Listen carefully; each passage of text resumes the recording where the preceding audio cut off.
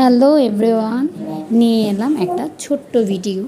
আজকে সকালে মেয়ে বলছিল টোস্ট খাবে, তাই সে টোস্ট বানানোর জন্য আমাকে হেল্প করছে।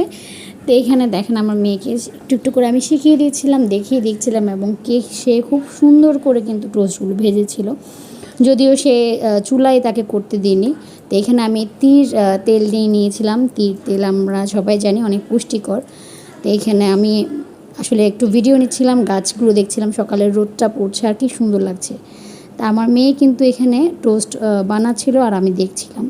মা তুমি কি বানাও? তো আপনাদের কেমন লাগলো আমাকে জানাবেন। আর আমরা মারা কিন্তু এভাবে আমাদের মেয়েদেরকে একটু একটু করে শেখাই, মেয়ে না ছেলে মেয়ে উভয়কেই। আমার ছেলে মোটামুটি সব কিছু একটু একটু টুকটাক করে পারে, কারণ ওকে অনেক কিছুই আমি শিখিয়েছি যেন আমার অ্যাবসেন্সে তারা কখনোই আমার উপর ডিপেন্ড হয়ে না থাকে, তারা সবসময় যেন নিজেদের কাজগুলো নিজেরা করতে পারে। তো এখানে আমার মেয়েকে শেখানোর একটাই উদ্দেশ্য যে আমি থাকি বা না থাকি, সে যেন তার খাওয়ার জন্য বা তার কাজগুলো করার জন্য কারোর উপর ডিপেন্ড না থাকে, কারণ মানুষের কোনো বিশ্বাস নেই।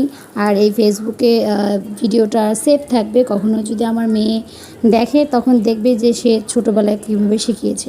আপনাদের কেমন লাগলো ভিডিও জানাবেন। আজকের মতন টাটা।